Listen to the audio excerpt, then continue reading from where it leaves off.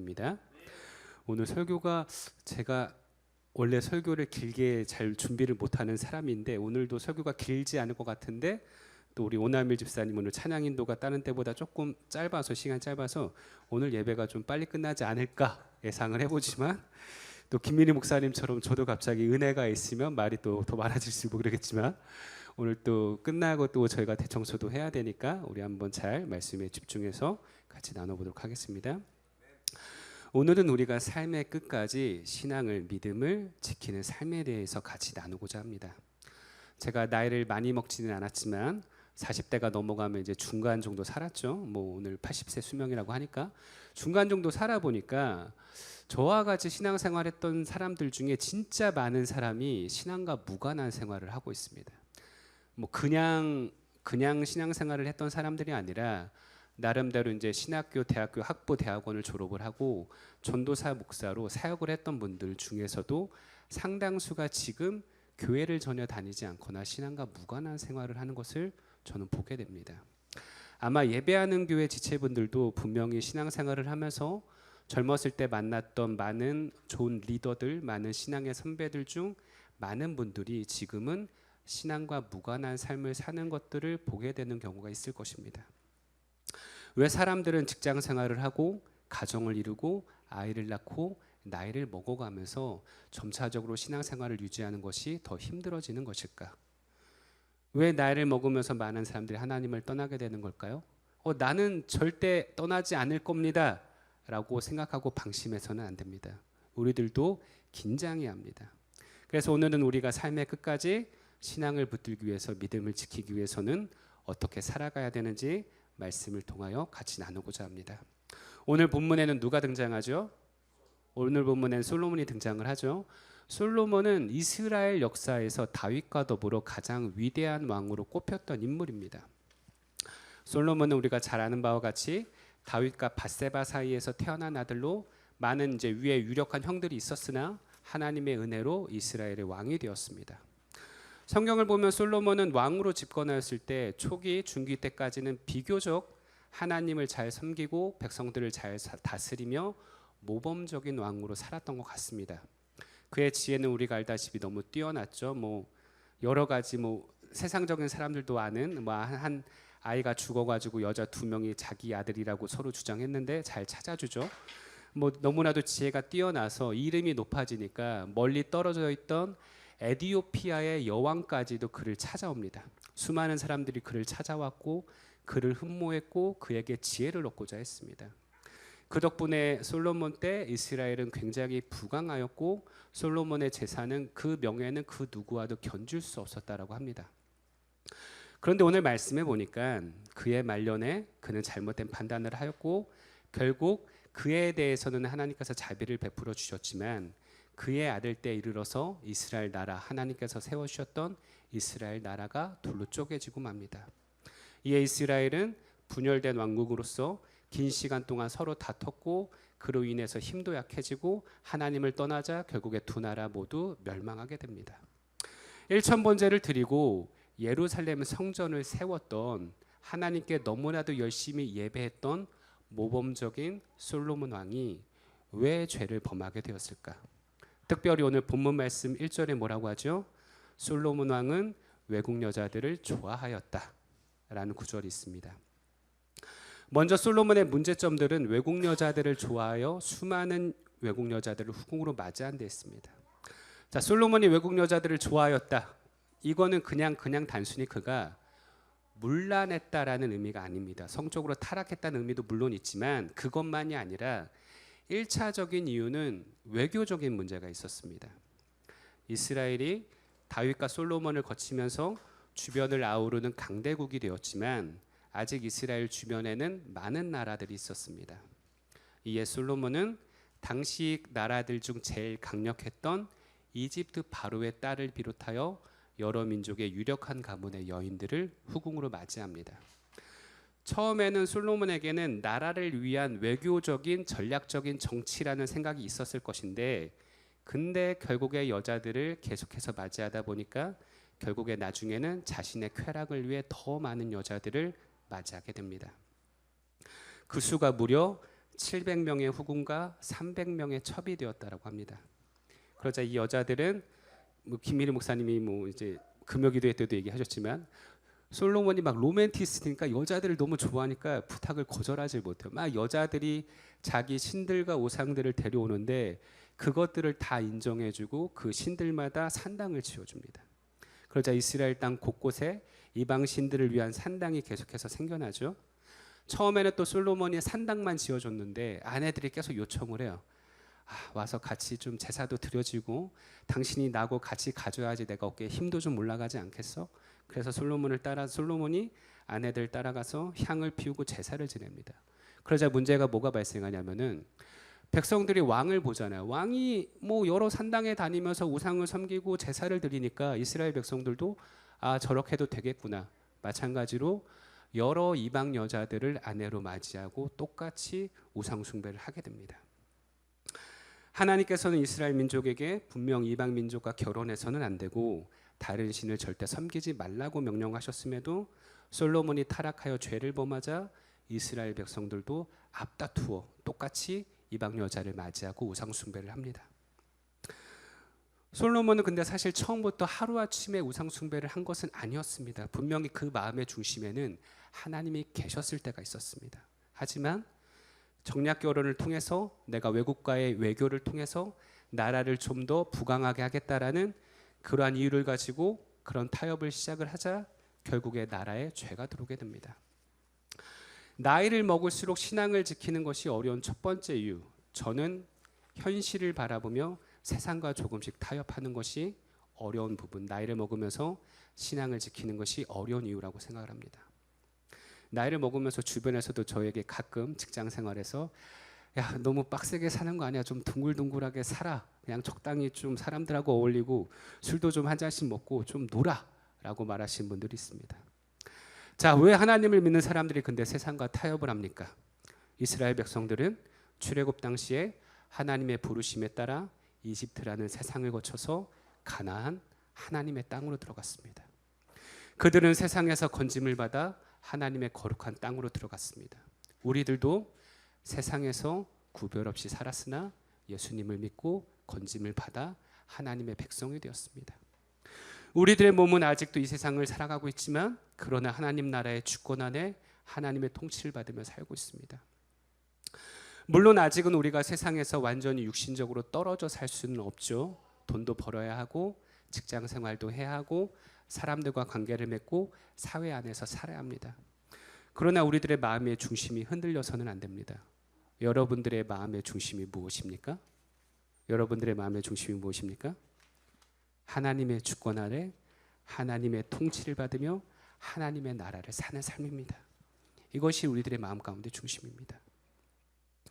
우리들은 비록 세상에서 자기 소견에 오른 대로 살아왔으나 하나님의 부르심을 받아 하나님의 거룩한 나라에 들어왔고 이 나라를 누리며 예수님의 재림을 기다리는 믿음으로 살아야 합니다. 여러분들의 마음 가운데 이러한 중심이 있기를 정말로 축복합니다. 그런데 솔로몬은 세상에서 구별되어 하나님의 거룩한 자녀로 살아가야 하는 이 마음의 중심이 무너졌습니다. 솔로몬이 왜 정략 결혼을 시작했습니까? 마음의 중심이 하나님이 아니었기 때문이죠. 그의 마음의 중심엔 하나님보다 자신의 권력과 자신의 재산과 자신의 명예와 쾌락을 지키는 것이 더 중요했습니다. 특별히 신명기 말씀을 찾아보면 그의 마음의 중심에 하나님이 계시지 않았다는 것을 알 수 있습니다. 우리 신명기 17장 16에서 20절 말씀 같이 한번 찾아보겠습니다. 신명기 17장 16에서 20절 말씀입니다.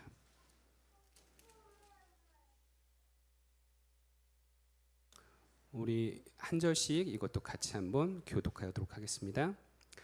왕이라 해도 군말을 많이 가지려고 해서는 안 되며 군말을 많이 얻으려고 그 백성을 이집트로 보내서도 안 됩니다. 이는 주님께서 다시는 당신들이 그 길로 되돌아가지 못한다고 말씀하셨기 때문입니다. 자, 16에서 20절 다시. 왕은 또 많은 아내를 둠으로써 그의 마음이 다른 데로 쏠리게 하는 일이 없어야 하며 자기 것으로 은과 금을 너무 많이 모아서도 안 됩니다. 왕위에 오른 사람은 레위 사람 제사장 앞에 보관되어 있는 이 율법 책을 두루마리에 옮겨 적어 평생 자기 옆에 두고 읽으면서 자기를 택하신 주 하나님 경외하기를 배우며 이 율법의 모든 말씀과 규례를 성심껏 어김없이 지켜야 합니다. 마음이 교만해져서 자기 규례를 없이 여기는 일도 없고 그 계명을 떠나서 좌로나 우로나 치우치지도 않으며 그와 그의 자손이 오랫동안 이스라엘의 왕위에 앉게 될 것입니다. 아멘. 신명기에 보면은 하나님께서는 왕이 해서는 안 되는 것 세 가지를 말씀해 주셨습니다. 첫째, 군마를 많이 가지면 안 되고 군마를 얻기 위하여 이집트로 가서는 안 됩니다. 그리고 둘째, 아내를 너무 많이 가지면 안 됩니다. 그리고 셋째, 은과 금을 너무 많이 모아두면 안 됩니다. 근데 말씀을 보면 솔로몬은 이 세 가지를 하나도 지키지 않습니다. 너무나 대조적이죠. 하나님께서는 분명 왕이 하지 말아야 할 세 가지를 모세에게 직접 알려주셨음에도 불구하고 이스라엘 백성들이라면 누구나 이 사실을 잘 알고 있음에도 불구하고 솔로몬은 이 세 가지를 하나도 지키지 않습니다. 이 세 가지 금지는 단순한 경제 정책이 아닙니다. 나라의 재정을 낭비할까 봐 하나님께서 말씀하신 것이 아니라 이 세 가지 금지는 이스라엘 왕의 마음을, 특별히 하나님을 믿는 자녀의 마음을 하나님께 붙들어 두기 위한 영적 장치였습니다. 왜 이 세 가지를 하나님께서 신명기에 금지하셨는지 제가 짚어드리도록 하겠습니다. 첫째, 군마를 많이 두지 말고 군마를 얻기 위하여 이집트로 가지 말아라. 당시 말은 오늘날로 치면 뭔지 아십니까? 당시의 말은 오늘날로 치면 전차 탱크보다도 높은 군사력이었다고 합니다. 그래서 전쟁이 났을 시 우위력을 갖기 위하여 나라들마다 군마를 확보했습니다. 오늘날로 치면 전력을 따질 때 나라들마다 핵무기 보유국이냐, 구축함이 몇 개 있느냐, 스텔스 전투기가 몇 대 있느냐라고 따지듯이 당시 나라들은 저 나라는 군마가 몇 필 있고 군마를 통해서 기병대가 몇 명 있고 전차부대가 얼마가 있다가 나라들마다의 군사력의 척도였습니다. 그래서 저 나라는 말이 많고 기병이 많고 전차가 많으니 우리가 들어갈 수 없다라고 생각을 했습니다. 그래서 많은 나라들이 군마를 얻기 위하여 공을 들였고 그리고 그 중에서 이집트는 특별히 말이 많은 나라였습니다. 이 말이 아니라 이 남일이 개근데 이 기마가 많은 나라였습니다. 그래서 많은 나라들이 이집트와 외교를 잘 맺으려고 했습니다. 그런데 하나님은 그때 당시 시대의 흐름과 정반대의 말씀을 하시죠. 이스라엘 왕은 군마를 많이 가져서도 안 되고 군마를 많이 얻기 위하여 이집트로 돌아가지 말아라. 왜 이런 말씀을 하셨을까? 예전에 안인섭 전도사님 명설교 중에 너 진짜 매력 있다. 기억을 하시는지 모르겠습니다. 그 중에 철기 문명에 관한 말씀을 해주셨는데 같은 맥락입니다. 이 말씀은 군마에게 너의 마음을 빼앗기지 말아라. 너의 믿음을 빼앗기지 말아라. 라는 말씀인 겁니다. 하나님께서 이스라엘 백성들에게 군마에게 마음을 빼앗기지 말라고 하신 것은 이스라엘은 뭘로 세워진 나라입니까? 이스라엘은 군마로 세워진 나라가 아닙니다. 군사력으로 세워진 나라가 아닙니다. 하나님의 능력으로 세워진 나라입니다. 하나님께서 이집트에게 어떻게 하셨습니까?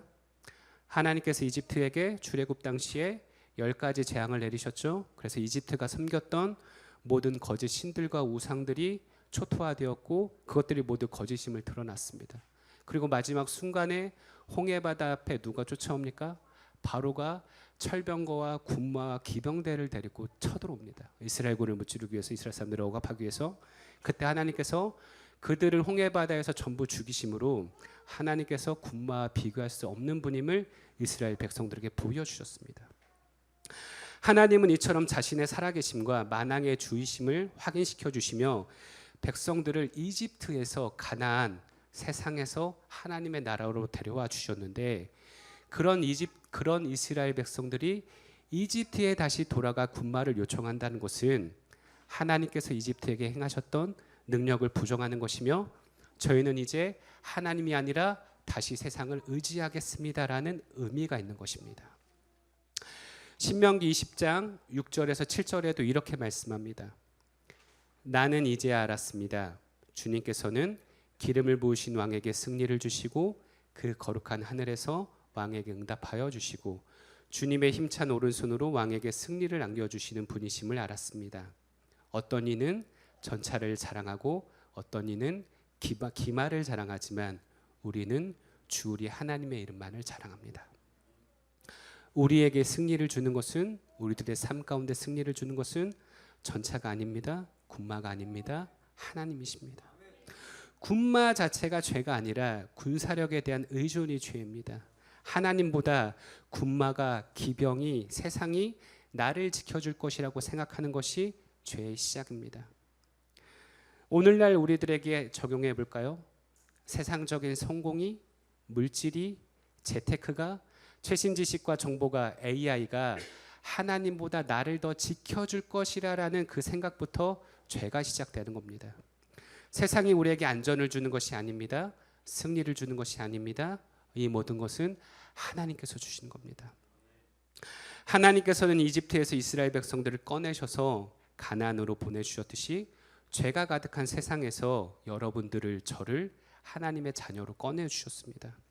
이것은 전적으로 우리의 능력이나 노력이 아니었고 하나님의 값없는 선물이셨습니다. 그러한 하나님의 은혜와 능력을 경험하였음에도 왜 다시 세상에 돌아가 세상의 방법으로 살아가려고 하십니까? 하나님께서 예수님을 통하여 엄청난 은혜로 우리를 죄된 세상에서 꺼내주셨는데 우리가 다시 세상에 돌아가 그곳에 있는 방법으로 생명을 얻으려고 몸부림치는 것은 우리를 위하여 십자가에 달려 돌아가신 예수님의 은혜와 능력을 부정하는 겁니다. 그러나 신앙생활을 하면서 나이를 먹어가면서 많은 사람들이 자꾸 하나님보다 눈에 보이지 않는 하나님보다 눈에 보이는 세상을 의지하려고 합니다. 우리 지난주 김민희 목사님 설교처럼 모세가 눈에 보이지 않자 사람들은 금송아지를 만들죠. 오늘날에도 많은 사람들은 눈에 보이지 않는 하나님보다 눈에 보이는 세상의 정보와 지식과 무기로 살아가려고 합니다. 세상에 살지 말라는 의미는 아닙니다. 여러분들이 외딴 기도원으로 들어가고 병원이나 공권력을 의지하지 말라는 의미가 아닙니다. 다만 누가 진짜 나를 지켜주시는 것인가, 누가 나에게 정말로 생명을 주시는 것인가, 그리고 가장 중요한 내 삶의 우선 가치가 무엇인가가 흔들리지 말아야 된다는 말씀입니다. 이 우선 가치가 바뀌는 순간, 이 우선순위가 바뀌는 순간 여러분들의 마음 가운데 죄가 시작됩니다.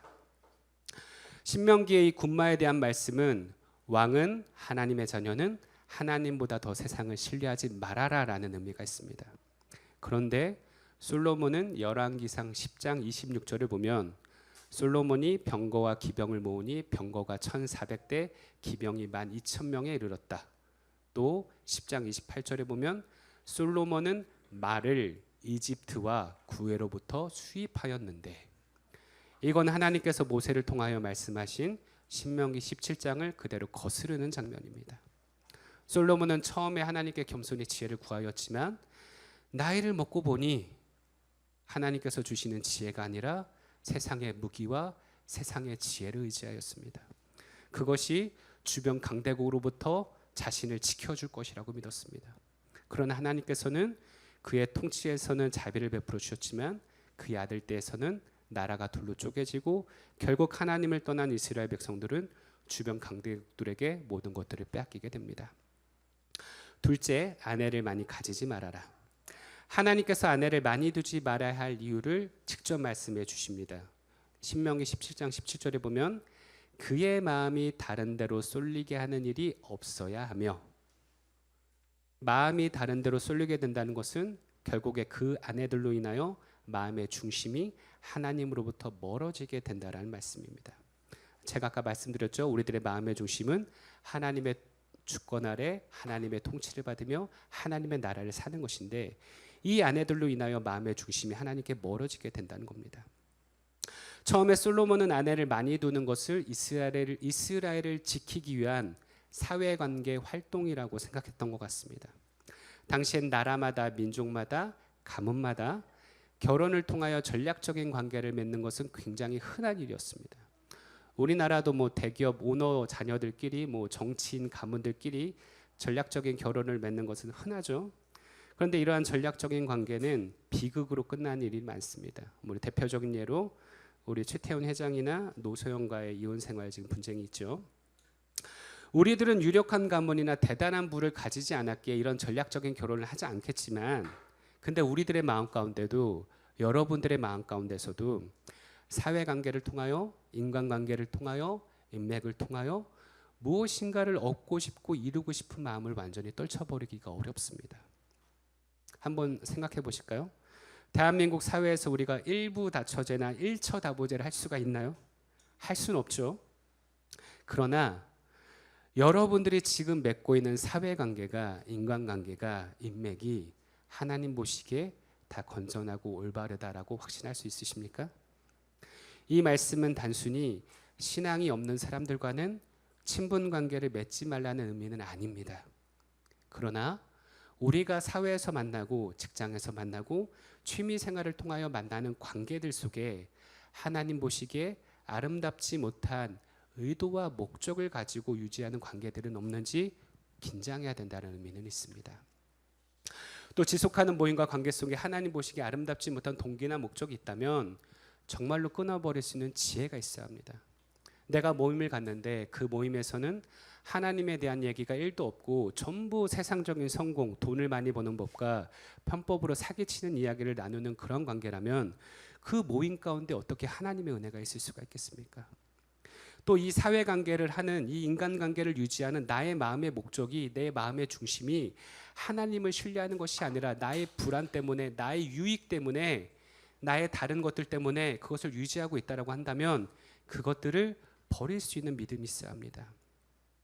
이러한 사회관계 활동은 내가 자꾸 사람을 의지하려고 하는 겁니다.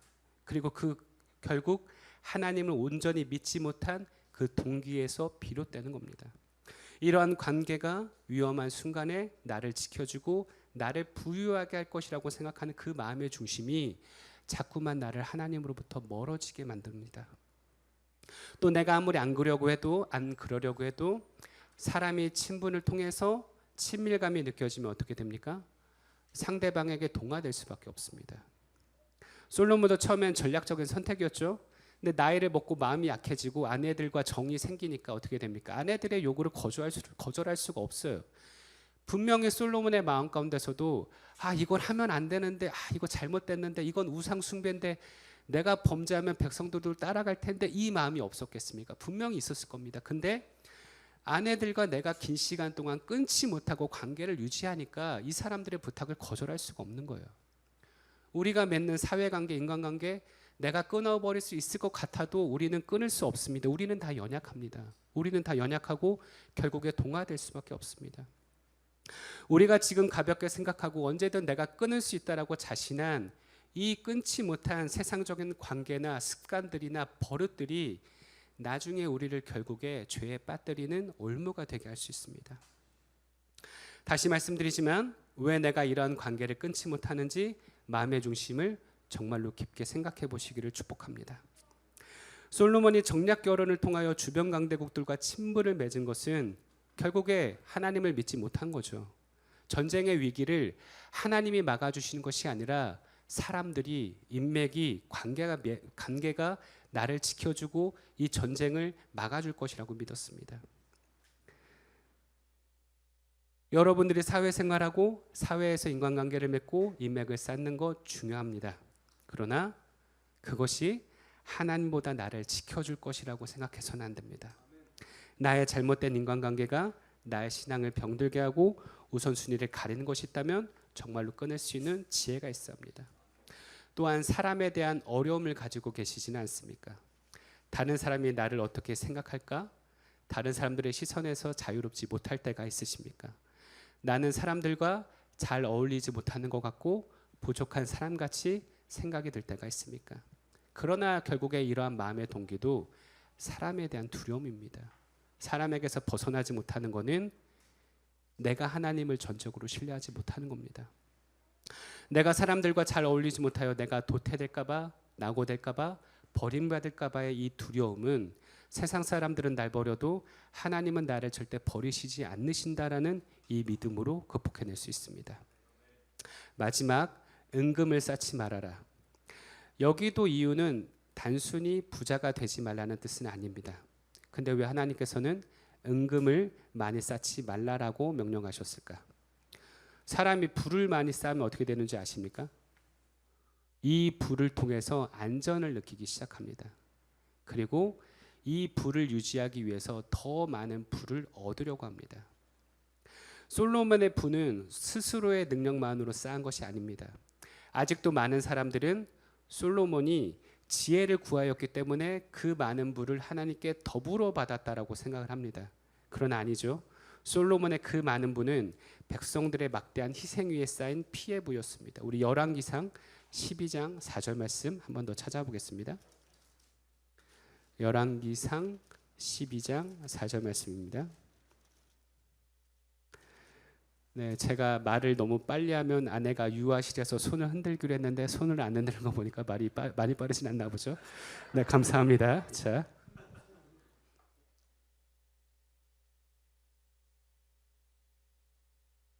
열왕기상 12장 4절 말씀 같이 읽도록 하겠습니다.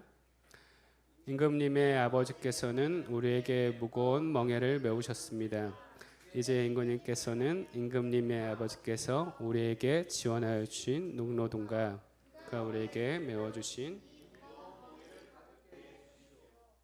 우리가 임금님을 섬기겠습니다. 아멘. 솔로몬은 열왕기상 10장에 보면 한 해에 들어온 금이 666달란트 그리고 왕궁의 모든 그릇이 금이었다라고 합니다. 이 666달란트를 오늘날 가치로 환산한다면 어떻게 되는지 아십니까? 600만 돈이래요. 600만 돈. 한 돈, 두 돈 할 때 그 돈이 600만이고 그걸 값어치로 환산을 하면 2, 3조가 되는 돈이라고 합니다. 그게 세금으로 들어왔다라고 합니다. 분명 그의 처음 부와 명예는 하나님을 섬기면서 자연스럽게 따라왔던 것인데 점점 그가 은금을 많이 쌓아두고 욕심을 부리기 시작하자 어떻게 합니까? 백성들의 고열을 막 짜는 겁니다. 무거운 세금과 강제의 노역이 동원됩니다. 불법적인 방법으로 계속 돈을 쌓기 시작하죠. 그러자 백성들이 르호보암 시대에 찾아와서 오늘 지금 방금 읽었던 본문처럼 제발 이 강제 노역과 세금을 면하게 해달라고 비는 겁니다. 제발 좀 봐주십시오. 얼마나 솔로몬이 백성들을 수탈하였으면 왕이 바뀌자마자 백성들이 그 자식에게 찾아가 이런 부탁을 하겠습니까?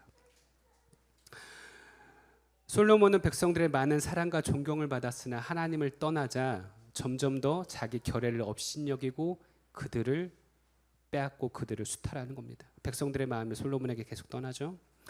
오늘날 자본주의에 살면서 돈이 필요 없다고 말하는 것은 위선이라고 말하는 사람들도 있습니다. 솔직히 돈 필요하죠. 돈이 필요 없다는 사람은 없을 겁니다. 그러나 돈만이 절대적인 가치로 살아서는 안 됩니다. 세상에서도 뭐라고 합니까? 돈은 목적이 아니라 수단입니다. 여러분들에게는 돈이 어떠한 수단이 될 수 있습니까? 여러분들에게 돈은 어떠한 수단입니까? 우리가 이 땅을 어떻게 살아가야 되죠? 하나님의 나라를 같이 이루어 나가는 데 필요한 수단입니다. 돈은 하나님의 나라를 이루는 수단일 뿐입니다. 내가 너무 가난하여서 하나님이나 주변 사람들을 원망하지 않을 정도, 또 주변의 어려운 이웃들을 섬기고 사랑할 수 있는 정도, 또 특별히 우리 교회 공동체가 여러분들의 가정교회가 유지될 수 있을 정도만 있으면 됩니다. 그러나 욕심을 내어 자꾸 쌓아두려고 하면 어떻게 됩니까? 만족을 못합니다. 사람은 원래 만족할 수 있는 동물이 아닙니다. 더 가지고 싶어 하죠. 그리고 결국에 이 돈이 나의 우상이 되어버립니다. 그렇게 돈이 우상이 되어버리면 처음에만 어렵지 불법적인 방법을 동원해서라도 계속해서 돈을 얻으려고 합니다. 오늘날 특별히 많은 젊은 청년들이 돈을 얻기 위하여 돈을 많이 가지기 위하여 혈안이 되어 있습니다. 얼마 전에 그런 리서치를 봤는데 청년들에게 물어봤습니다. 1억을 주면 감옥에 1년 동안 갈 수 있나요? 대다수가 no. 근데 금액이 올라갑니다. 2억에서 3억에서 5억에서 10억이 되니까 70% 이상이 10억을 주면 1년 정도는 감옥에 들어갈 수 있습니다. 라는 대답을 했다라고 합니다. 지금은 돈이 수단이 아닌 절대적인 목적이 되어버린 세대가 되어버렸습니다. 이 안에서 여러분과 제가 세상과 전혀 다른 가치관으로 살아가는 것은 정말 쉽지 않죠. 그러나 우리들의 마음의 중심에 하나님이 계신다면, 하나님의 말씀이 있다면 우리들은 이 돈의 유혹을 이겨낼 수 있습니다. 자, 마음의 중심을 잃어버린 솔로몬은 세상적인 정보와 힘을 하나님보다 더 의지했죠. 또 세상적인 인간관계가 하나님보다 더 중요해졌습니다. 그리고 마지막으로 지금 내가 가지고 있는 이 부가 하나님보다 더 안전하게 느껴졌고 더 가지기 위하여 백성들의 것들을 빼앗았습니다. 그는 신명기에서 왕이 하지 말아야 할 세 가지를 다 어기고 반대로 신명기의 말씀에 보면은 왕이 꼭 해야 할 한 가지가 있었습니다. 신명기 17장에 왕이 해야 할 꼭 한 가지 19절에 이렇게 말씀합니다. 평생 자기 옆에 두고 읽으면서 자기를 택하신 주 하나님 경외하기를 배우며 이 율법의 모든 말씀과 규례를 성심껏 어김없이 지켜야 한다. 왕이 꼭 해야 할 한 가지, 평생 하나님의 말씀을 가까이 두고 하나님을 경외하는 것입니다. 그것이 우리가 마찬가지로 평생 꼭 해야 할 한 가지입니다. 솔로몬은 원래 지혜가 많은 왕이었습니다. 하나님의 말씀을 잘 알고 하나님을 잘 믿는 자였습니다. 하나님을 경외했고 백성들을 다스렸습니다. 그러나 이 사람의 말씀을 떠난 순간 힘도 관계도 재물도 전부 우상이 되어버렸습니다. 오늘날은 솔로몬 시대보다도 더 많은 힘과 더 많은 정보와 더 많은 인간관계와 더 많은 물질 만능주의 속에서 살아가는 시대입니다. 이 안에서 우리가 하나님의 말씀을 잃어버리고 하나님을 경외하지 않으면 우리들 또한 하나님과 전혀 상관없는 사람이 되어버릴지도 모릅니다. 특별히 본문 11장 4절 말씀, 솔로몬이 늙으니. 솔로몬은 하나님께 지혜를 구했던 사람이죠. 예루살렘 성전을 지었던 사람입니다. 하나님께 1,000번제를 드렸던 사람입니다. 근데 이 사람이 늙어서 나이를 먹으니 하나님을 더 떠났습니다. 혈기왕성한 힘이 있었던 젊은 때가 아닙니다. 힘이 빠진 노년이었습니다. 평생 하나님을 사랑했던 사람이 노년에 넘어졌습니다. 나이를 먹을수록 사람들은 연약해집니다. 많은 사람들 청년 때는 꿈이 있죠. 내가 결혼을 해서 자가를 얻고 집을 얻고 차를 사고 애들을 키우고 노후엔 행복하게 살아야지라는 꿈이 있습니다.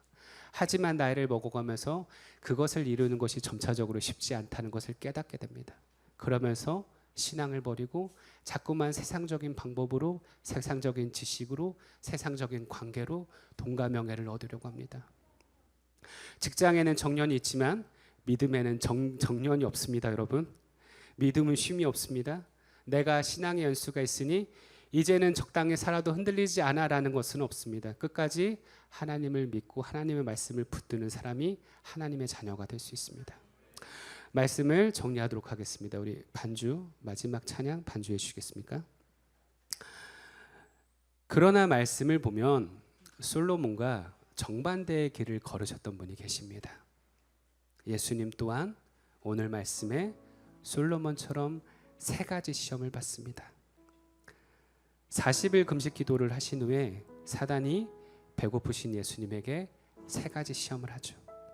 첫째, 당신이 하나님의 아들이라면 이 돌들을 빵으로 바꿔보십시오. 둘째, 당신이 나에게 경배한다면 세계를 다스리는 왕으로 만들어 주겠습니다. 셋째, 당신이 하나님의 아들이라면 이 성전 꼭대기에서 뛰어내려 보십시오. 그럼 천사들이 발을 받치지 않겠습니까? 오늘 말씀으로 풀어보겠습니다. 사단은 예수님에게 솔로몬과 마찬가지로 세 가지 시험을 합니다. 첫째, 하나님이 주시는 것보다 당신의 힘으로 세상을 살아가십시오. 둘째, 나에게 절만하면 넘치도록 은과 금과 명예와 권력을 당신에게 주겠습니다. 셋째, 많은 아내와 좀 다르지만 결국 하나님만 온전히 신뢰할 수 있겠습니까? 라는 시험이었습니다. 말씀을 준비하면서 놀랍게도 신명기에서 왕이 하지 말아야 할 세 가지와 예수님이 받으셨던 세 가지 시험이 같은 맥락에 있다는 것을 발견하게 됩니다. 예수님이야말로 메시아였고 이 세상의 왕으로 오셨기 때문입니다. 예수님은 이 세 가지 시험을 어떻게 이기셨습니까? 첫째, 사람은 빵으로만 사는 것이 아니라 사람은 세상에는 정보와 지식이나 무기와 권력으로 사는 것이 아니다.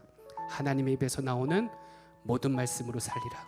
사람은 세상을 의지하는 것이 아니라 하나님과 하나님의 말씀만 의지하며 살아야 된다.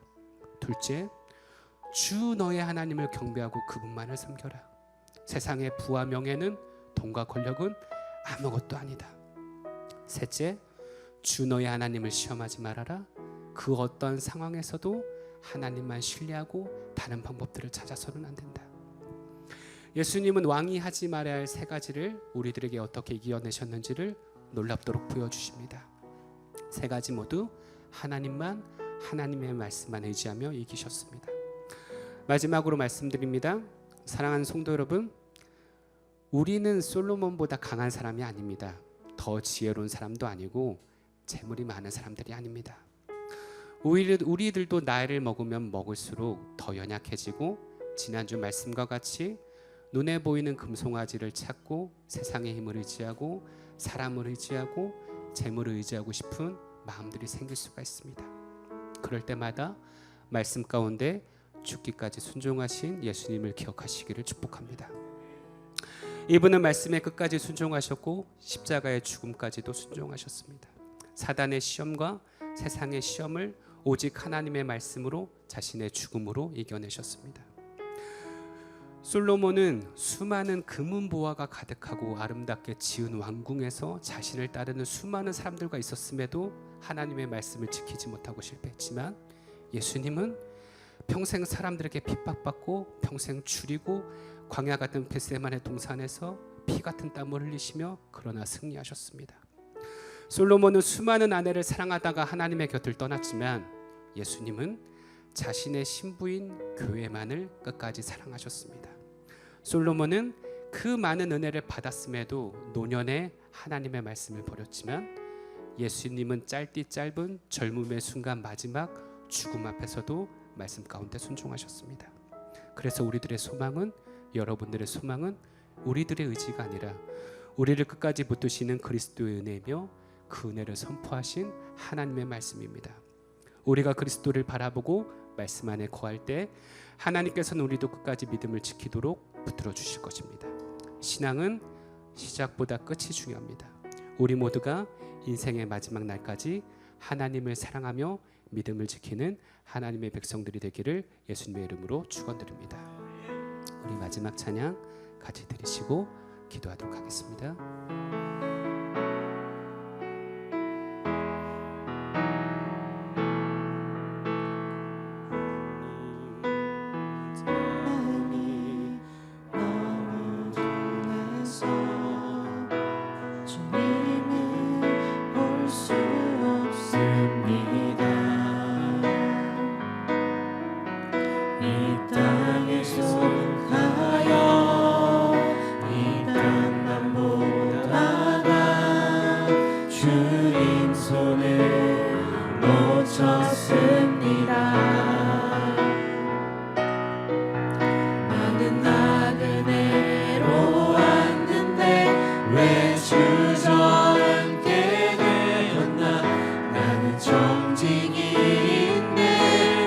언제부터 내 삶의 주인이 되어 버렸나.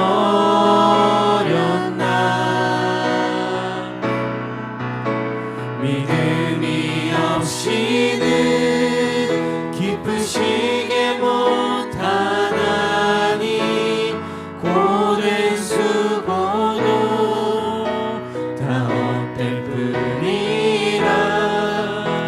믿음이 없어서 무너진 삶의 모든 자리에 다시 주님을 기다립니다.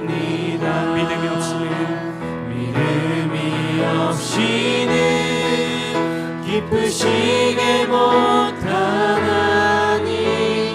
모든 수고도 다 헛될 뿐이라. 믿음이 없어서 무너진 삶의 모든 자리에 다시 주님을 기다립니다. 이제 같이 기도하겠습니다. 여러분들의 마음 가운데 하나님과 하나님의 말씀만 의지할 수 있게 해달라고 기도하셨으면 좋겠습니다. 특별히 세상적인 지식과 정보와 수많은 인간관계들, 수많은 사회관계들, 나를 유혹하는 물질들 앞에서도 우선순위를 무너뜨리지 않을 수 있는 사람이 될 수 있게 해달라고 기도하셨으면 좋겠습니다. 여러분들의 지금 이 믿음과 신앙이 여러분들의 노년까지, 여러분들의 삶의 마지막 순간까지 끝까지 갈 수 있게 해달라고 이 시간 이것들을 위해서 같이 기도하도록 하겠습니다.